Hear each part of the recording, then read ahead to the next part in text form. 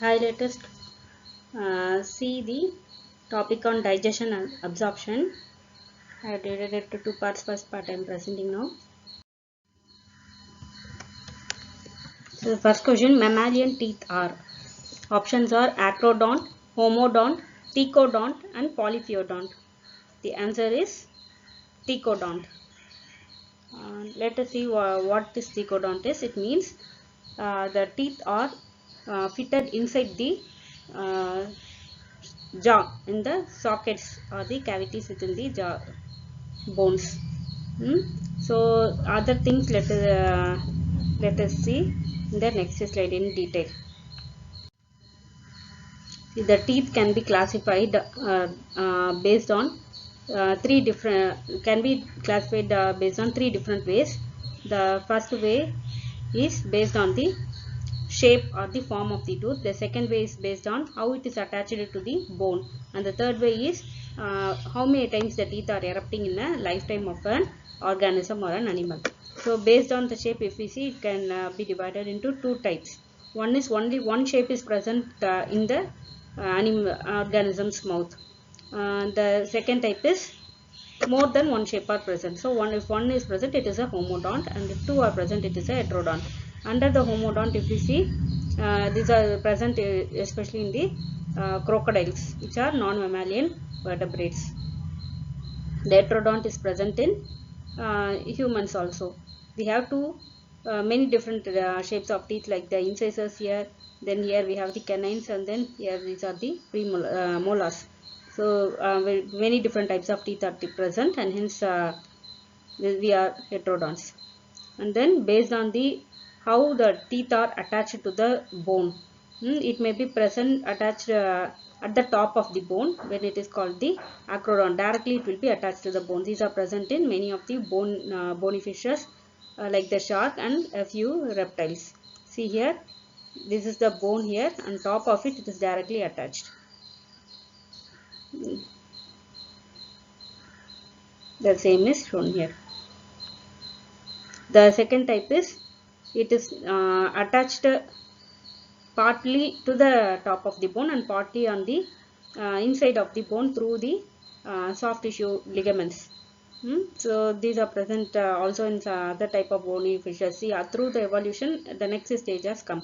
That is, attachment of ligament is starting to happen. So these are present in amphibians and some reptiles. See here, this is the outside of the mouth, this side, and this is inside of mouth. So here it is attached on the top, and on the lingual side you can see it is attached, there is gap between the tooth and the bone. So here in this area, the ligaments will be present, and hence these are called pleurodonts. So these are present in amphibians and a few reptiles and some bony fishes.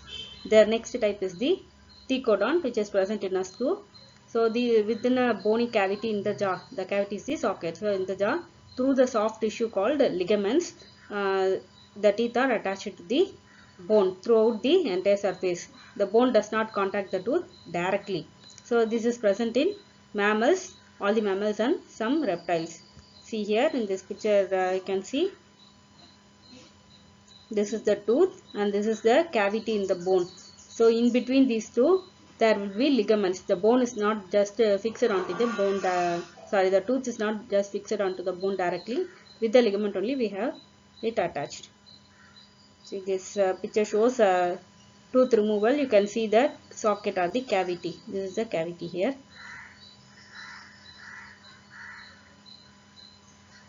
So after tooth removal, you can find the holes in the bone. These are not we are not removing the bone, or it is the area occupied by the tooth in the bone. It will be immediately filled with blood clot. Then based on eruption, or how many times the tooth is forming, erupting in the organism, you can divide into whether once, twice, or many times. So if it is erupting once, it is called monophyodont. Only once in the lifetime the tooth erupts. It is present in the whales. The second type is diphyodont, which is present in humans also. We have two sets of teeth. First time we have called the primary dentition or the deciduous dentition, and then After that, one by one the tooth will be replaced by second set of dentition called the permanent dentition. So we are diphyodonts. Then the third one is the polyphyodont, wherein whenever the tooth falls, a new tooth will erupt. This is present in shark. So in the human dentition, if you see this is the permanent dentition and this is the deciduous dentition.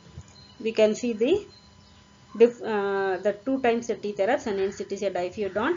The tooth are attached to the bone by means of ligaments, and hence we are thecodonts. And there are different types of teeth, like the incisors here, then the canines, then the premolars, and then the molars. The same is present on this side also, and in the lower part of the mouth also.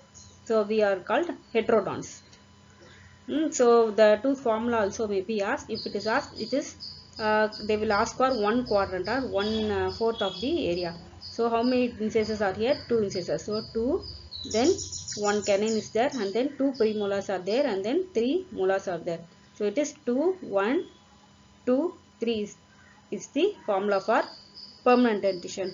And for primary teeth, we don't have the premolars. Premolars are not formed in primary dentition, and in the molars also we have only 2 sets of molars. So this will be 2 incisors. So 2, then canine is 1, there will be no premolars, so 0, and then 2 molars, and hence 2, 2, 1, 0, 2 is the formula for primary dentition. For only 1/4 or the quadrant of the teeth is asked. The same is present on the other side also, and in lower teeth also, with a little different morphology or the shape. Next question. The innermost layer of the digestive tract is, options are serosa membrane, mucosa membrane, submucosa membrane, or the lumen. The answer is the mucosal membrane. Lumen will not come definitely, because it is just the area where the food is actually passing through is called the lumen. So that is not a layer in the digestive tract. So of this, it will be inside. The mucosal layer will be the inside layer. See, the layers are, the outer membrane is the serosa membrane, a connective tissue layer, and then the muscularis layer, which contains the circularis and the longitudinal muscles arranged together. They will help in movement of the food along the digestive tract, called the peristalsis. And then the submucosal layer, where the glands and then glands are all present, enzymes, and then it also acts as a supportive tissue for the mucosa. The inner layer is the mucosa. This has the epithelium, then connective tissue layer, and then some glands and enzyme secreting cells, absorptive cells are all present in the mucosal layer. The inner area is the lumen, where the food actually passes through. So the same is shown in this picture. See, they have peeled the outer serosal membrane. So inside you can see the muscularis layer. The inner layer of muscles will be arranged in like a circle, and the outer layer will be arranged in a long axis, hence called longitudinal layer, muscle layer. And then the next inner layer is the submucosal membrane, where some glands are present, and then the innermost layer will be the mucosal part, which is divided into epithelium and the lamina propria, with the thin muscular layer within the mucosa also, which is called muscularis mucosa. So that is different from this muscular layer. That confusion may arise. Next is the crypts of Leberkuhn are present in, options are intestine, stomach, esophagus, all of this. The answer is, it is the intestine. What are these crypts of Leberkuhn? These are the mucosal glands within the small intestine. So what do they secrete? They secrete they have the, what are the cells, gland cells present? It has Plannet cells. In the crypts, the Plannet cells are present. These are actually defense cells and help in protecting the GI from getting infected. So lysozyme like antimicrobial substances are secreted. Then the tough cells are present which secrete cytokines. These are have the immunomodulatory function. And then the argentophin cells, these are endocrine cells within the intestine, and they secrete serotonin. This will help in contracting the smooth muscles. And then the stem cells are present, and this will help in replenishing the lost or the worn out cells at the top layer of the villus. They will be forming the later become one of these cells, mainly the enterocytes. And these enterocytes are actually the parenchymal cells which occupy most of the area, and they help in absorption, because the gastrointestinal tract is mainly concerned with absorption of the nutrients for us. And then goblet cells are also present. They secrete the mucus for protecting the intestinal wall from being damaged. So this is a small intestinal wall. So they have peeled here. You can see the finger-like foldings across around, and the inner lining. These finger-like foldings are called the villus. So between the every two villus there is a depression. This depressed area is called as the crypt of Lieberkühn. So the purpose of formation of villus is to increase the surface area or the contact area with the food, so that it will help in higher absorption. So within a smaller area, larger number of foldings are present to increase absorption. These are present only in the small intestine. This is a schematic diagram of the same. You can see the stem cells are all here. The plant cells, the tough cells, argentophin cells all will be occupying the base of the crypt. And as the cells mature, the stem cells, they will become enterocytes, and they will move, and the goblet cells, and they will move to the top layer. Here only the wear and tear of the epithelium actually happens more because of contact with the food or with the chemicals. So this area needs to be replaced. Epithelial cells needs to be replaced very soon and many a time. So from here, stem cells will be constantly dividing and making the enterocytes, and they will develop and just move little by little here as the wear and tear and death of the cells happen here. The same histological picture is shown here. You can see this is the lumen where the food passes, and then the villus, the crypt is this area of the is called the crypt. Next will be the submucosal layer, and then this muscularis layer, and then the outer serosal layer. The sphincter of Odde is present between. Options are esophagus and cardiac stomach, pyloric stomach and the duodenum, 3 hepatic duct and cystic duct, 4 hepatopancreatic duct and duodenum. The answer is the hepatopancreatic duct and the duodenum. So if we see the structure here, this is the duodenum, the C-shaped part of the gastrointestinal tract, and this is the pancreas. Here will be the liver above, and from the liver we will get two types of two ducts from the right and left lobe. We have the right hepatic duct and the left hepatic duct. They both will join to form the common hepatic duct or the bile duct. It is not common bile duct, it is a bile duct. The cystic duct arises from the gallbladder. So both these will join to form the common bile duct. If they say bile duct, it means the common hepatic duct. From the common bile duct, along with the common bile duct, the another duct opens into the duodenum to empty its secretions. That is the pancreatic duct, main pancreatic. The pancreatic duct will divide into a small accessory duct and a main duct. So these the main duct and the common bile duct will empty into the duodenum at a point. Here there will be the muscularis layer of the muscles in the duodenum will form the sphincter here. The sphincter will help in controlling the amount of secretions into the duodenum of whatever is required here. The same inside picture is seen here. See, the muscles are coming here. Here is the opening.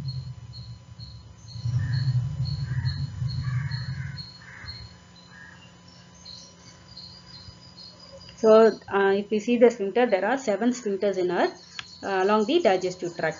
The first one is in the between the pharynx. Here is the pharynx. See, we have to take the food here, then it passes here, the epiglottis closes here, and then it enters the pharynx. And then between the pharynx and the esophagus, there is a sphincter called the upper esophageal sphincter. Then between the, as it enters the stomach, the food enters the stomach, there is another sphincter here which is called the cardiac sphincter or the lower esophageal sphincter. It is called cardiac sphincter because the upper part, the junction in this part of the stomach is called cardiac part, and hence it is called, otherwise called cardiac sphincter. Then at the end of the stomach, another sphincter is present, that is called the pyloric sphincter, or the that is present between the stomach and the small intestine. And these are all controlling the flow of food or the chyme here along the tract, digestive tract. But this sphincter, that is the hepatopancreatic sphincter or the sphincter of Oddi, which is present between the at the wall of the duodenum. It is not present throughout here. It controls the flow from the liver and the pancreas, the digestive secretions. And then after the small intestine ends, when it connects the large intestine, we have another sphincter called the ileocecal sphincter. Between the ileum and the cecum part of the large intestine, we have the ileocecal sphincter. And then 2 anal sphincter. One is the internal anal and the external anal sphincters, where the rectum, the large intestine ends in the rectum. There is the internal anal sphincter, and the last one is the between the rectum and the anus, which is the external anal sphincter. So what is the use of sphincters is, it will prevent the regurgitation of food. If no sphincter is there, when hydrochloric acid is there in the stomach, it may go up. And here we need an alkaline environment in the intestine. If this sphincter is not there, the acidic part will of hydrochloric acid will constantly be coming in, and how much ever alkalinity is maintained, it may not be, it will be hard. And at each stage it needs to close, every area needs to close, so that some amount of chemical reaction occurs or absorption occurs. So we need a sphincter, and it also prevents the flow of air here. If we should, so that we don't swallow the air, only liquid and solid particles are being swallowed. For that we have a sphincter here. And also for proper whenever it is required, it will open. After that area function is over, that sphincter will open and it will move to the next area. Fifth one is protein digestion in small intestine is initiated by options are secretin, cholecystokinin, trypsinogen and enterokinase. The answer is enterokinase. If we see the digestion in the small intestine, see the secretin and the cholecystokinin are actually the hormones in the gastrointestinal tract. So these are not going to help in going to initiate the protein digestion, and enzyme only will initiate. So the answer could be either of the two, trypsinogen or the enterokinase, and hence the answer is enterokinase. Enterokinase is otherwise called as the entropeptidase. This is actually secreted by the mucosal layer of the duodenum at the entry part, where the at the entry part. Whereas in the stomach, the protein digestion is actually initiated by the hydrochloric acid. Hydrochloric acid actually will stimulate the or convert the inactive form of the pepsinogen to pepsin, that will actually digest the protein in the stomach. For small intestine, they have asked for small intestine. So this is stimulated by enterokinase. This enterokinase or the entropeptidase will actually act on the trypsinogen, which actually comes from the pancreatic juice, from the pancreas. This is actually converted into the trypsin, active form of enzyme, that will start the digesting the or breaking down the protein. Trypsinogen is Actually, why we need to secrete it in a inactive form or proenzyme or a zymogen form is because if this is already secreted in the active form and stored in the pancreas, the pancreas itself will our cells are also made up of proteins, no? So it will itself get digested, or our whole body will get actually digested by these enzymes. It will become danger for us itself, which actually happens in some diseases affecting the pancreas like the acute pancreatitis, and will cause immediate death of the patient in case any break in the uh,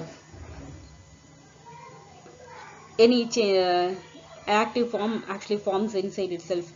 So once it is delivered into the site where it is necessary, that is into the small intestine, it is then converted into the active form. Here the protection is actually, is read already, it is from the mucus and the specialized Brunner's glands that secrete heavy amount of mucin for the specific purpose. The sixth question is, Brunner's gland are found in options are submucosa of stomach, wall of rectum, submucosa of duodenum, mucosa of ileum. The answer is, it is present in the submucosa of the duodenum. The main function of the Brunner's gland is to make the environment to secrete a mucin, alkaline fluid that will coat the surface or the epithelial layer of the duodenum.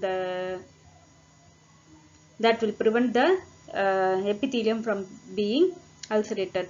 See here, these are the villas in between the crypts of Libercune are present. So till this will be the mucosal layer. Under the mucosal layer is this area is called the submucosal layer. It contains many small glands. You can see this is the Brunner's gland, and this is specifically found in the duodenum.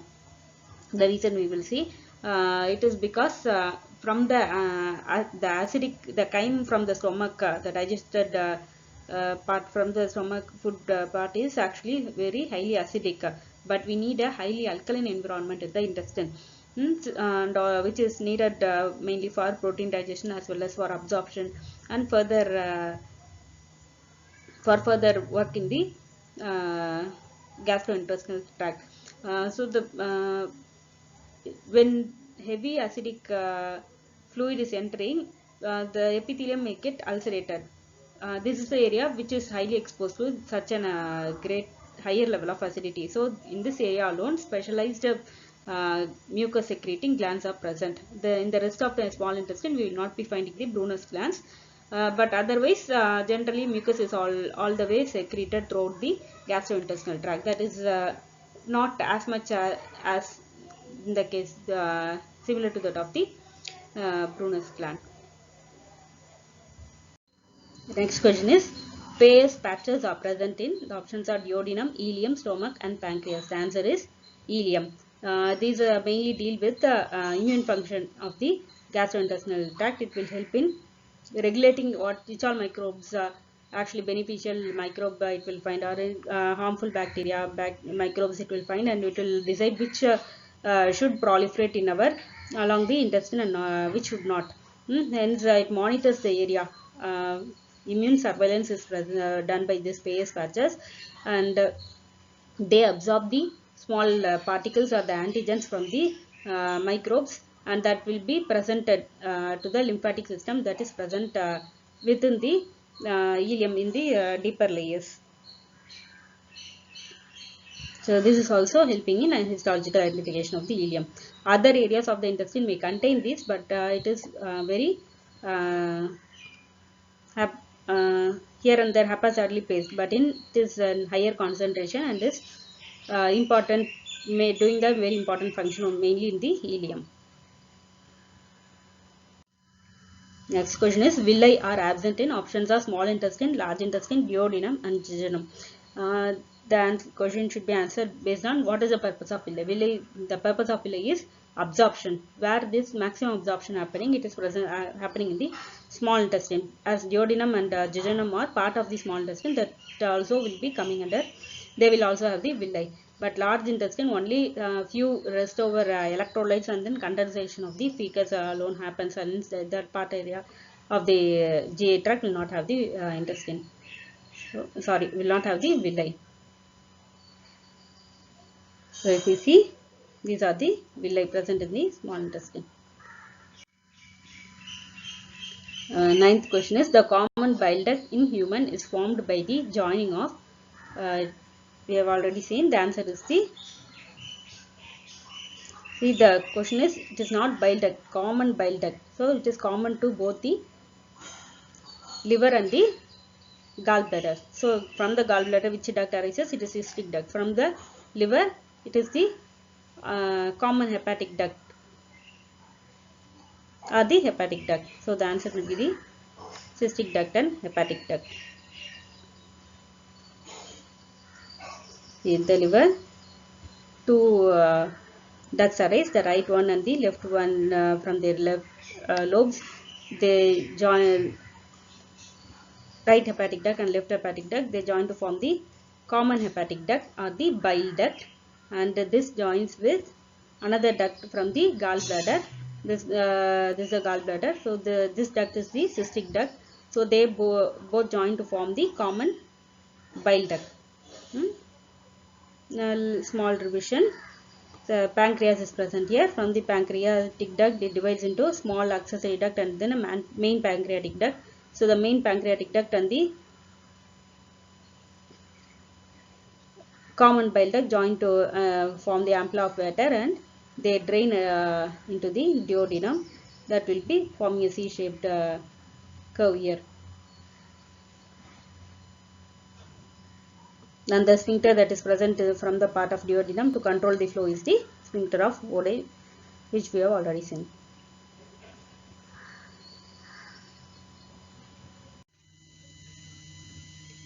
Tenth question, which of the following does not produce any digestive enzyme? The options are acini of pancreas, second one is liver, third one is stomach, and the fourth one is duodenum. The answer is the liver. Liver does not actually secrete any enzyme. It actually helps in emulsifying the fat digestion only it involves, and in that also does not produce any enzyme like the lipase. So the secretions of liver, if we see, it is bile which emulsifies the fat, and then it contains the bile pigments, which are bilirubin and the biliverdin. They are actually the breakdown products of the dead RBCs.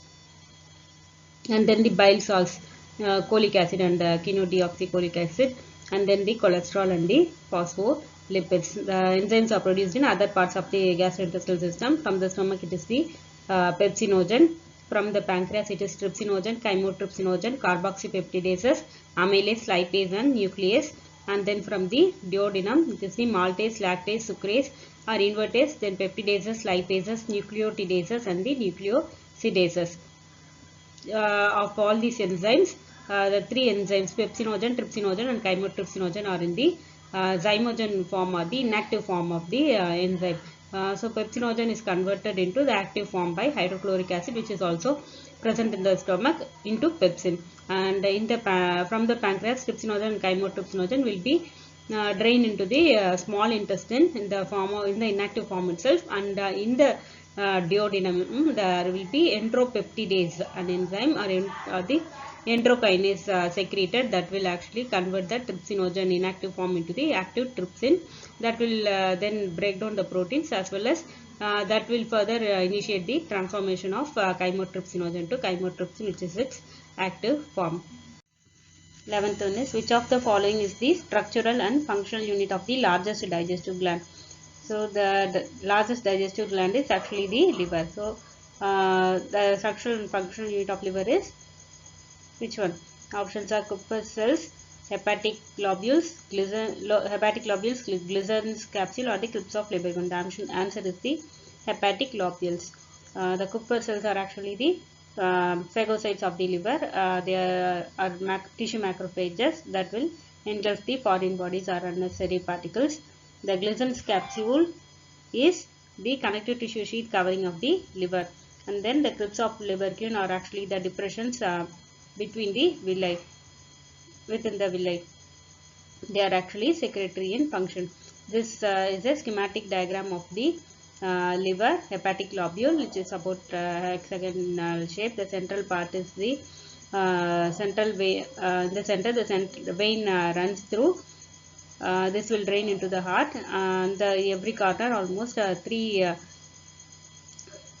tubes are present. One is for the bile duct secretion, the other is for the hepatic artery supplying the blood to the liver, and then the other one is the portal vein, the vein circulation that is present between the other gastrointestinal organs, mainly the intestine and the liver, to carry the nutrients here. This is the histopathological picture of the same. We can see this is the hepatic lobule, single hepatic lobule. Centrally the vein is there, and at the corner we can see a large portal vein, and then a small hepatic artery, and then the bile duct. 12th question is, end product of protein digestion is, the options are sugar, amino acid, nucleotide, and ammonia. The answer is amino acid. Let us see the end products of digestion. For carbohydrate, it is the monosaccharides like the glucose, fructose and galactose. For protein, it is the small peptides and amino acids, and for fats or lipids, it is the fatty acids and the glycerol. If we see the options here, the sugar is a complex carbohydrate, that is sucrose, that will be further broken down into the glucose. Amino acid is the answer for the end product of protein digestion.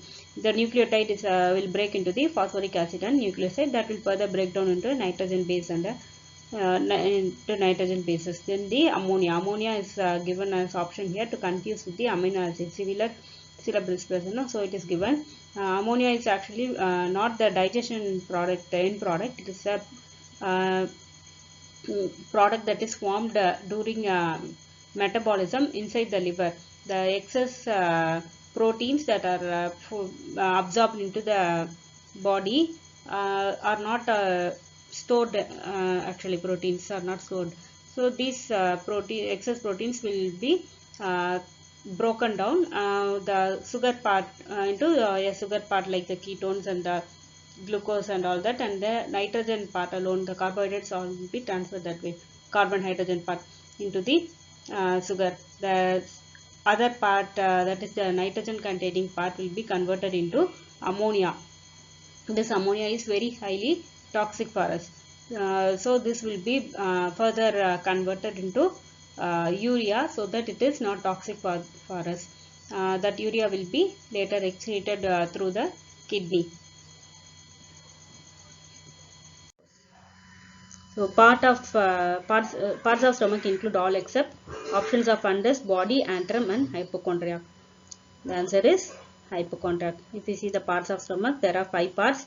The first entry part is the cardiac part, and then the exit part is the pyloric part. The main area is the body. So between the cardiac and the body, there is the fundus, and between the body and the pylorus, the part is called the antrum. So what is hypochondriac? It is actually the, if you see the picture here, this area of the body is called the hypochondriac region. Actually the body is, abdomen is divided into 9 regions, imaginary regions, so that we can locate which part is affected in case we need. The lines are drawn from the middle of the clavicle down, vertically down, and then from the other side, middle of the clavicle, mid clavicle, another line is drawn, and then there are other 2 lines. One is the subcostal line along the lowest cartilage, that is at the 10th cartilage level it will be drawn, and then the costal region it is drawn, and the tubercles of the ileum, the other imaginary line is drawn. So the central region, as umbilicus is present, is the umbilical region. Above this is the epigastric region, and below this is the hypogastric region. The right side is the right lumbar, and left side is the left lumbar. This left lower is called the left iliac region, and right lower is called right iliac region. And the left hypochondriac means below the costal cartilages, and hence so this is left, so it is a left hypochondriac region, and this is the right hypochondriac region.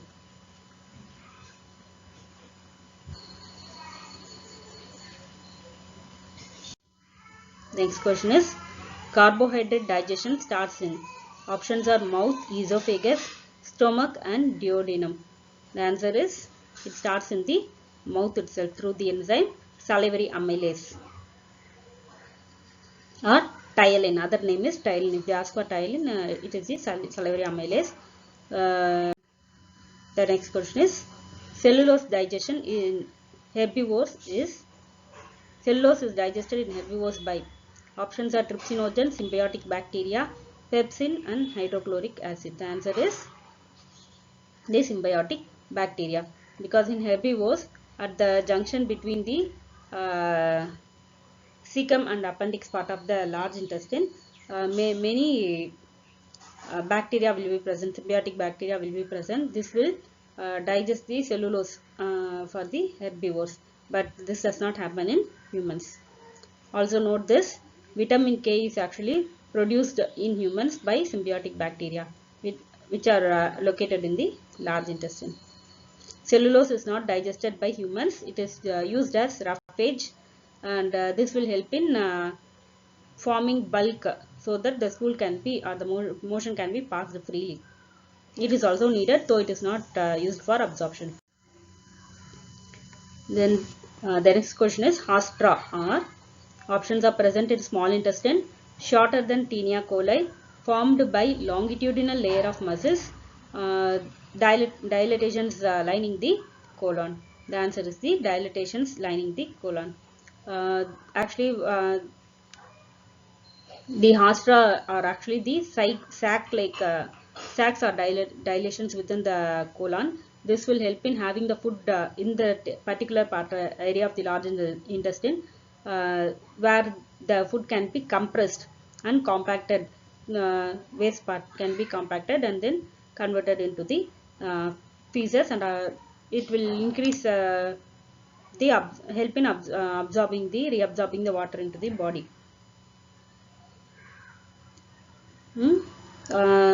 This sac-like thing is actually formed by the presence of the muscles called the Taenia coli. We already saw the Taenia coli is the muscular, present in the muscularis layer. These are the longitudinal muscles. The length of this muscle is actually shorter than the length of the colon or the large intestine. So, not continuously, like in the depressions it will not be connected. At the elevation part alone it will be connected. So this will be forming the sac-like areas within the large intestine, so that segmentally we can move the food and compress as well as absorb the water. They help in peristalsis also. The next question is sympathetic and parasympathetic nerve supply of gastrointestinal tract. Options are they control the secretion, that is the sympathetic parts control secretion, and the parasympathetic part control the peristalsis respectively. The second option is parasympathetic supply is in submucosa, and the sympathetic supply of the gastrointestinal tract is in the mucosal layer. The third option is both are correct, and the fourth option is none of the above. The answer is it controls the sympathetic part controls the secretion, and the parasympathetic part actually controls the peristalsis. See, in the muscularis layer we have the parasympathetic nerve supply, and this controls the peristalsis or movement of food along the tract. The submucosal layer contains the sympathetic part of the nervous system, and they actually help in regulating how much or what should be secreted into the intestine, that is the intestinal juice, like the whether maltase should be secreted more or mucin should be secreted more, like those decisions are regulated by the sympathetic part of the nervous system. The trick to remember easily is yes. So submucosal layer sympathetic supply controls the secretions, and MPP muscularis layer controls the parasympathetic secretion, and it is for peristalsis. If you remember one yes itself, it will be easy. The other one will be different. So the parasympathetic supply is from P for P. It is from the mucosal layer and peristalsis, helping peristalsis. Sympathetic is from S for S, submucosal layer, and it helps in secretion. So this answer becomes wrong here. The next question is duct of submandibular salivary gland is called. The options are Bartholin's duct, duct of Rivinus, Stenson's duct, Wharton's duct. The answer is Wharton's duct. If you see the major gland, salivary glands duct, the parotid duct is called the Stenson's duct. The submandibular, the submaxillary glands duct is called as the Wharton's duct, and sublingual glands duct is called the Bartholin's duct or the duct of Rubinus. We can see the locations in the mesenteric area, just before the ear. The parotid gland is present. The submandibular gland is present just below the mandible. The sublingual gland is present in the floor of the mouth below the tongue. The next question is pure 19th. The pure serous gland is, options are pancreas and parotid, submandibular gland, sublingual gland, and gastric gland. The answer is the pancreas and the parotid gland. Let us see what are the different types of gland, what type of secretions it is producing. Serous gland actually produces a thin watery secretion. The secretions will be thin and watery. For a mucus gland, for a mucus secretion, the secretion will be thick and sticky. So the parotid secretion is purely serous. For submandibular, or otherwise called the submaxillary gland, the secretions are predominantly or maximum serous, and little mucus type secretion is also present. From the sublingual gland, it is predominantly mucus secretion, and a little bit of serous secretion is also present. The pancreatic exocrine part of the pancreas secretes only serous, purely serous type of secretion.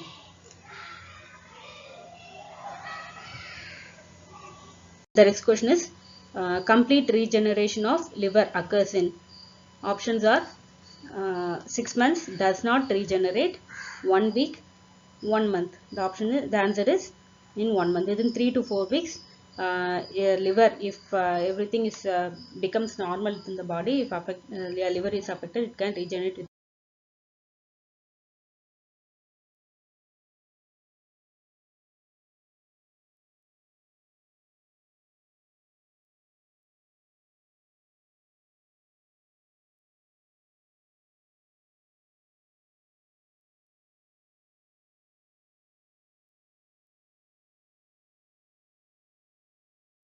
3 to 4 weeks. Then the next question is digestive juice secreted per day is, options are 1000 milliliter, this is 1 liter, 70 milliliter, 20 liters, or 7 liters. The answer is about 7 liters. Let us see the volume of different area, which part of digestive tract is secreting, how much volume of the digestive fluid, as well as the pH of the same. These are not exact values, it will vary for many people. We can just remember the range alone, so that it is easy to remember. See, saliva, it is about 1 liter, about 1 liter is secreted. The pH is slightly acidic, 6 to 7.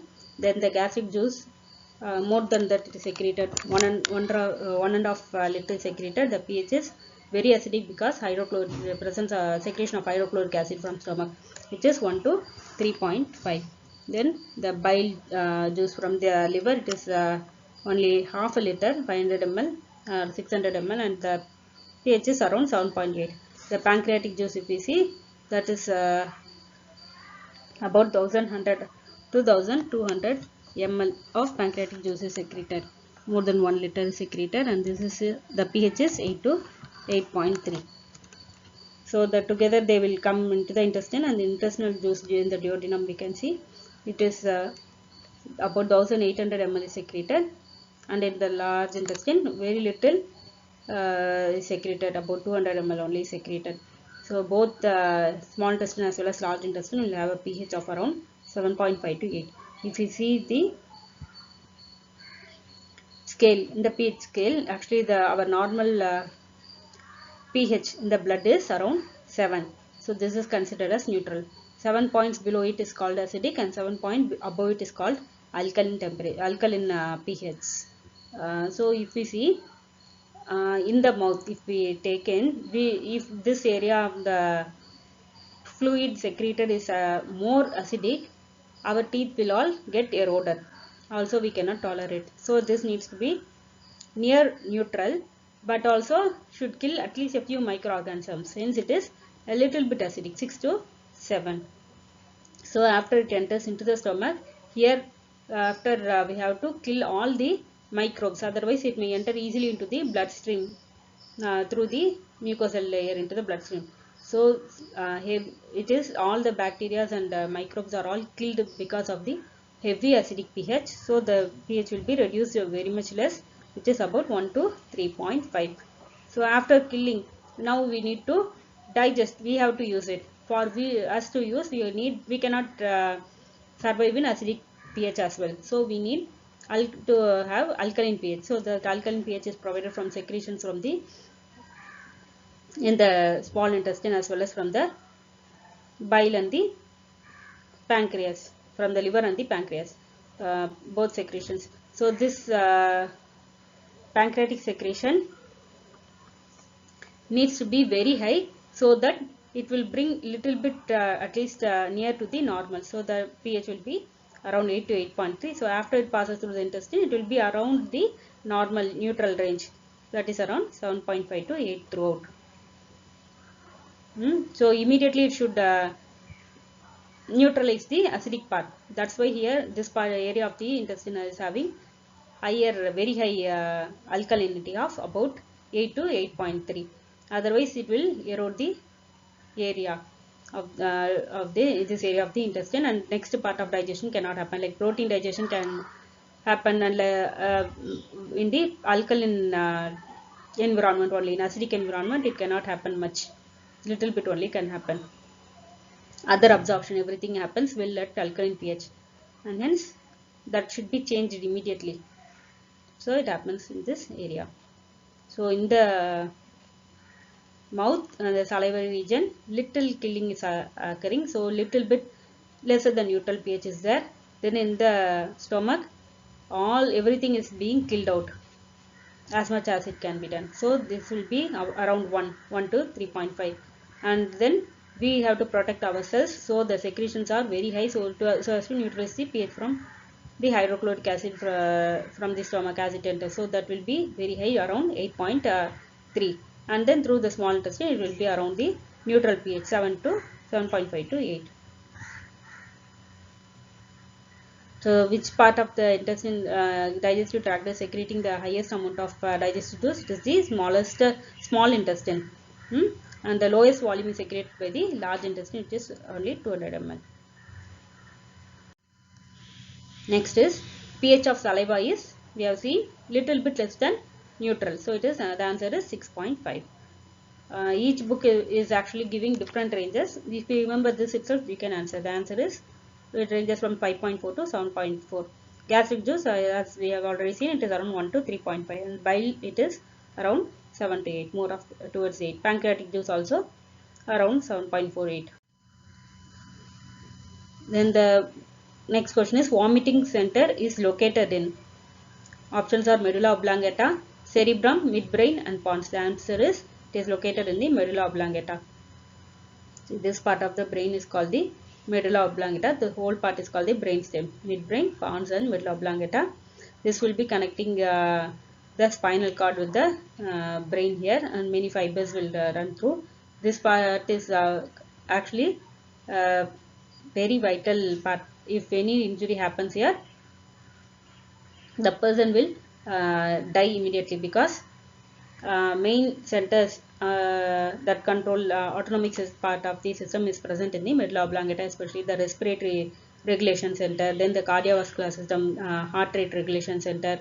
Then if you see the blood vessels, the pressure in the blood vessels is analyzed here and changed through the baroreceptors, and then the peristalsis, and then may also the like from the if we take something that is not good for our body, it should be immediately ejected out of the body, come out of the body, not through the regular way down into the gastrointestinal tract through the anus. It should be thrown out through our mouth itself. So that is also very vital for our living. So vomiting center, we need to vomit immediately. So all the very important functions are all being, the centers, control centers are mainly present in the medulla oblongata. This we can remember easily. There's a Diagram taken from Wikipedia. You can see the brain stem, the medulla oblongata present in the center. So only if someone is sitting, we have also once seen a famous cricketer actually being hit by the ball, uh, though he was wearing a helmet at the back of the neck behind. The force actually hit must have hit over the medulla oblongata, and maybe that is the reason for his immediate death. The next question is kwashiorkor is due to severe dietary deficiency of, the options are carbohydrate, protein and fat. Second option is fat, third option protein, and fourth option is carbohydrate. The answer is it is the protein. If carbohydrate as well as protein deficiency is present in the diet, it is called the marasmus. We can remember it easily through the this in Tamil. What we say for death, it is maranam. So it is called marasmus. So if one person is going to die, they will grow actually thin, usually get emaciated. So with this we can remember that this is marasmus. Whereas for protein deficiency, the children will look like this. They will have a pot belly. The pot belly is formed because of protein deficiency. We should not think that the child's stomach is full with food. Next question is Miscellaneous and chylomicrons. Options are help in protein absorption and carbohydrate transport. Second option is helps in transport of fat and absorption of fat respectively. Third option is helps in absorption and transport of fat respectively. Fourth one is help in carbohydrate absorption and its transport respectively. Actually, these miscellaneous and chylomicrons we know actually deal with the fat only. So we can eliminate the first and the fourth options. The other two options, if we see, we should know which is for helping in absorption. That is, absorption means from the lumen into the epithelium or the mucosal layer. Then transport means it is happening within the tissues or blood. So the answer is it helps in miscellaneous help in absorption, and chylomicrons actually help in transport of the fat. So the step one is for fat digestion. First step will be emulsification, and then lipases will act, and then it will be forming the insoluble fatty acids, glycerol, and other fat soluble vitamins are also formed. So these will all be enclosed into small droplets, like the outer area of the fat will be converted into hydrophilic, or so that it will be can reach move through the epithelium. If it is hydrophobic, it cannot move through the epithelium. So they will form, they will be enclosed in spherical water soluble droplets called the micelles, and then this will be easily absorbed through the intestinal epithelium. After it enters inside the epithelium, the cells will now remove that part and add a protein coat to it called the chylomicrons. Now they will become chylomicrons, and with this it will be able to freely move through the tissues as well as our blood. This will be helping for transporting into the lacteals or the lymph within the intestinal villi. So this is shown in the picture here. The bile fat first step will be reaction with the bile salt. They will emulsify the droplets, and then it will be digested by the lipases like the pancreatic lipase, and then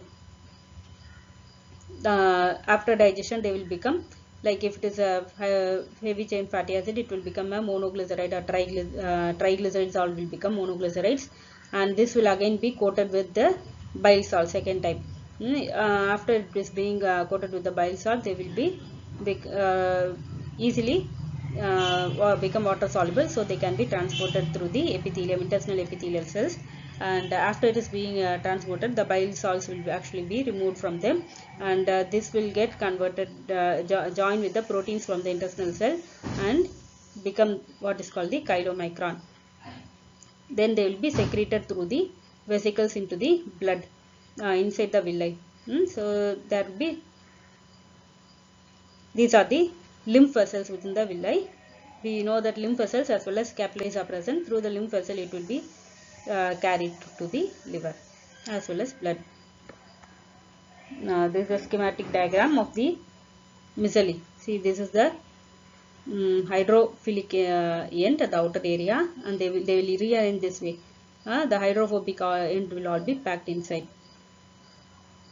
This is a chylomicron having the protein coat outside, and all the different fats will be present inside here. Thank you.